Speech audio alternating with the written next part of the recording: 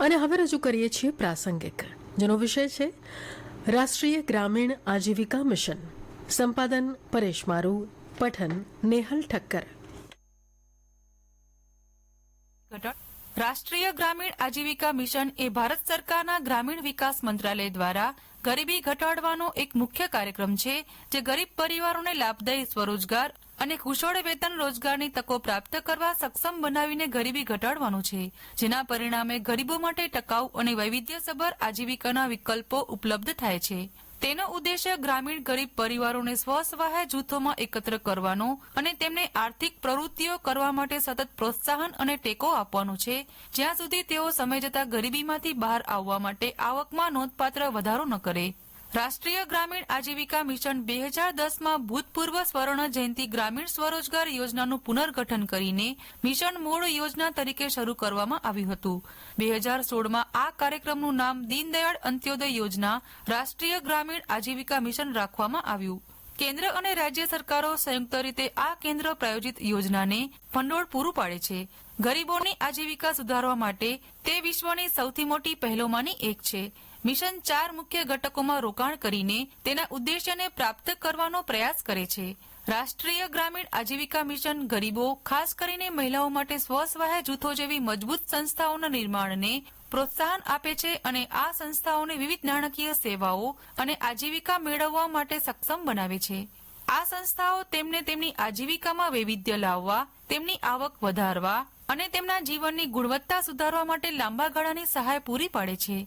મિશનના મોટાભાગના હસ્તક્ષેપો સમુદાય સંસાધન વ્યક્તિઓ, કૃષિ સખી, પશુ સખી, બેંક સખી, વીમા સખી, બેન્કિંગ કોરસ્પોન્ડન્ટ સખી વગેરે તરીકે તાલીમ પામેલી સ્વ-સહાય જૂથની મહિલાઓ દ્વારા અમલમાં મૂકવામાં આવે છે અને તેને વધારવામાં આવે છે.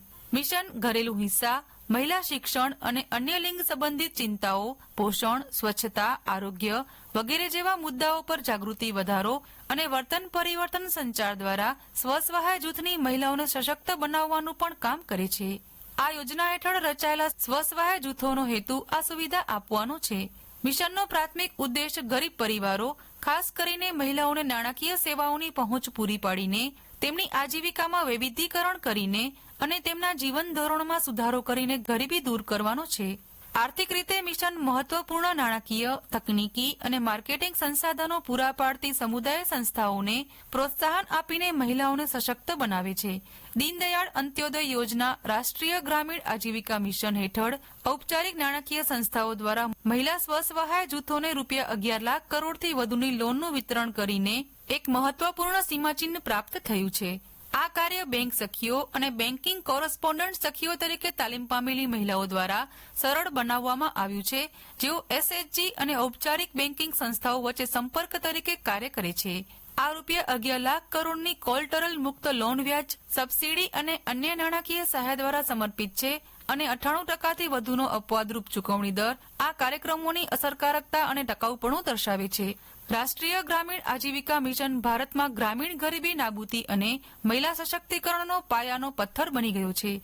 તેણે ઔપચારિક ધિરાણ, કૌશલ્ય વિકાસ, ઉદ્યોગ સાહસિકતા અને મુખ્ય સરકારી યોજનાઓ સાથે સંકલન પર કેન્દ્રિત પહેલ દ્વારા રાષ્ટ્રીય ગ્રામીણ આજીવિકા મિશને આવકના સ્ત્રોતોને વૈવિધ્યસભર બનાવ્યા છે અને ગ્રામીણ અર્થતંત્રને મજબૂત બનાવ્યું છે. તેની મજબૂત દેખરેખ પ્રણાલી, મજબૂત સ્વ-સહાય જૂથ બેંક જોડાણો અને ક્ષમતા નિર્માણના પગલાં પારદર્શિતા અને જવાબદારી સુનિશ્ચિત કરે છે, જે તેને ગ્રામીણ સમુદાયોમાં સમાવિષ્ટ વિકાસ અને સુધારેલા જીવન ધોરણોનો શક્તિશાળી ડ્રાઈવર બનાવે છે. હમણાં જ આપ પ્રાસંગિક સાંભળી રહ્યા હતા, જેનો વિષય હતો રાષ્ટ્રીય ગ્રામીણ આજીવિકા મિશન. સંપાદન પરેશ મારુ, પઠન નેહલ ઠક્કર. પ્રસારણ આકાશવાણીના ભુજ કેન્દ્ર પરથી કરવામાં આવ્યું.